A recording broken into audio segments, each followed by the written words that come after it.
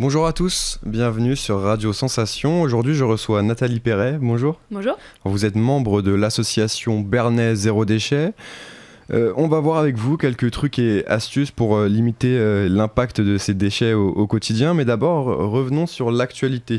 Depuis le 1er janvier 2021, les pailles, les couverts, les touillettes ou encore les boîtes à sandwich, celles de type boîte à kebab en polystyrène, mais aussi les couvercles de boissons ou encore les confettis en plastique, tout ce qui est en plastique à usage unique, c'est désormais interdit. Un délai de 6 mois est tout de même accordé aux entreprises pour écouler leur stock, donc si vous retrouvez encore ces produits d'ici à juin, c'est normal encore. L'évolution se fait progressivement, les choses commencent à bouger. Est-ce que selon vous c'est encore trop peu intense ce changement ? Alors un des problèmes, c'est que vous l'avez dit, il y a toujours du stock, donc là on ne verra pas l'effet tout de suite de cette interdiction-là. Et ensuite, le deuxième problème, c'est le contournement, c'est-à-dire qu'on n'essaie pas vraiment de changer les mentalités. Au lieu d'avoir des pailles en plastique, on aura des pailles en bambou ou des pailles en carton ou des choses comme ça. Pour vous, le problème, ça résout pas le problème en fait ? Ça fait que le déplacer, c'est-à-dire il faudrait une réflexion de fond. Est-ce qu'on a vraiment besoin d'une paille une fois qu'on a appris à boire au verre ? Est-ce qu'on a vraiment besoin de confettis ? Est-ce qu'on a vraiment besoin de tout ce que vous avez cité ? C'est comme je vous l'avais déjà dit, si on met réutilisable au lieu de jetable, on peut refaire la même chose en plastique et ça ne sera pas sanctionné. Donc ce qu'il faudrait, c'est agir sur les habitudes des gens plus que sur vraiment le produit matériel. Oui, réfléchir vraiment à sa consommation, qu'est-ce qui est indispensable, qu'est-ce qui n'est pas indispensable. On sait très bien que les ressources sont limitées, finies et que il y a plein de ressources qui sont déjà épuisées. Si on ne réfléchit pas globalement à sa consommation et qu'on cherche juste des alternatives pour greenwasher tout ça, ça ne va pas apporter grand-chose.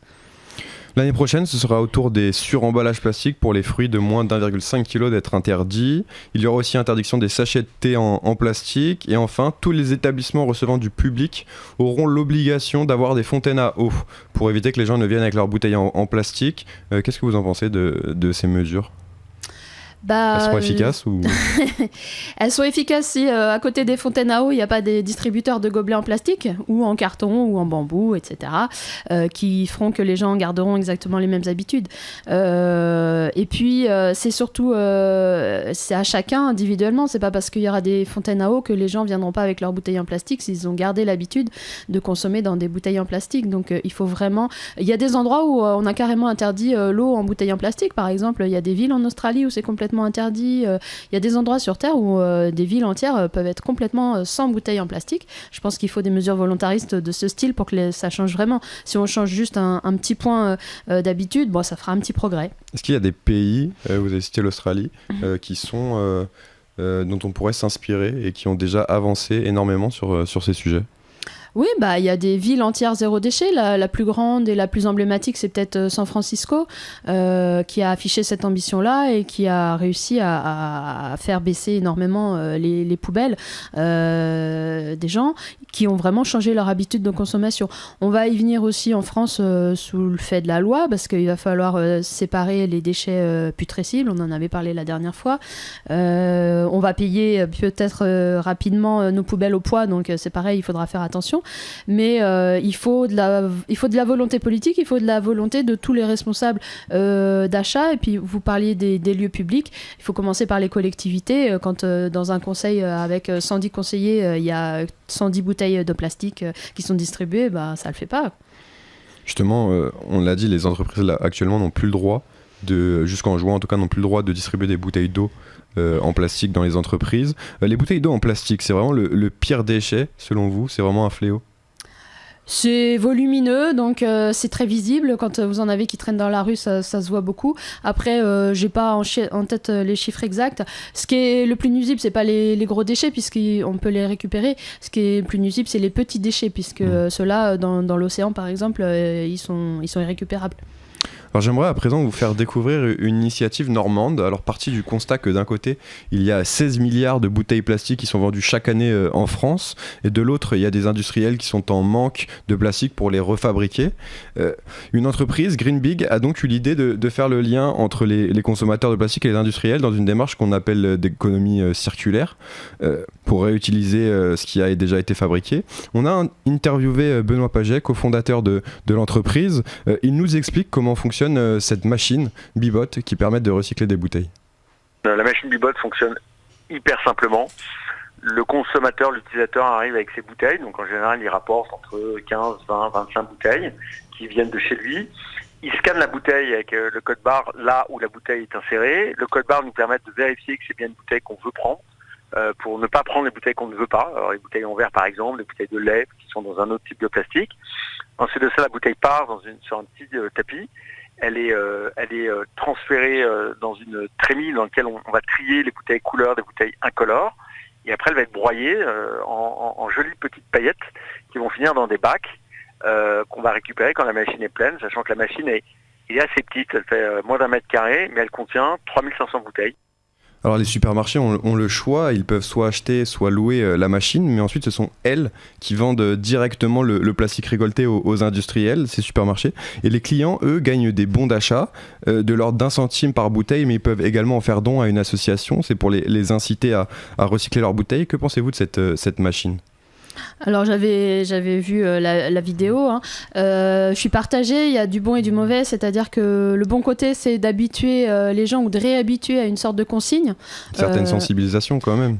Alors, le geste de la consigne, c'est une bonne chose parce qu'à la base, c'est pour faire du réemploi plutôt que d'incinérer ou d'enfouir.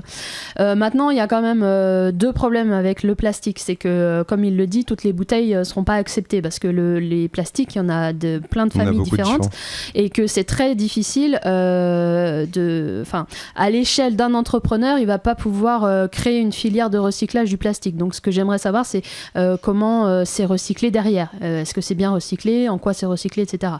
Donc le geste est bien. Après, les collectivités vont vous dire que ce que vous mettez dans les bacs jaunes, le plastique qui va être recyclé, ça rapporte à la collectivité et c'est ce qui lui permet d'équilibrer la collecte, le traitement des déchets, etc. C'est-à-dire que c'est une ressource pour la collectivité qui lui permet d'équilibrer des coûts.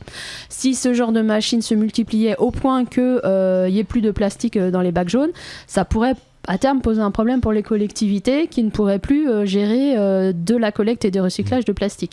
Voilà. Après, je pense qu'on n'en est pas là. Alors, il y en a une de ces machines qui a été installée récemment au Leclerc de Menneval, pas loin de Bernay. Les machines sont fabriquées à Dieppe, en Normandie, et ça se développe petit à petit partout en France. On écoute Benoît Paget. Alors actuellement, on a à peu près installé une 50aine de machines dans plutôt l'ouest de la France parce qu'on était normand et qu'il y a une forme de proximité territoriale qui a fait qu'on a préféré nous commencer à installer les premières machines qui sont fabriquées en Normandie à Dieppe. Donc voilà, c'est comme ça qu'on a commencé. Il commence à y avoir globalement pas mal dans le Grand Ouest et on en a installé quelques-unes dans l'Est. Là, on attaque la région parisienne qui va être assez fortement implantée. Donc voilà, on a aujourd'hui à peu près 50 machines installées. On a 320 machines en fabrication et on espère pouvoir en placer à peu près 500 cette année partout en France. Des propos recueillis par Mélissa Carrière. Voilà pour les ambitions de l'entreprise normande Green Big. Ça aidera peut-être la France à atteindre son objectif de 100% de plastique recyclé d'ici à 2025. Cet objectif, est-ce qu'il semble faisable, Nathalie Perret ? Alors, c'est un objectif du gouvernement en tout cas.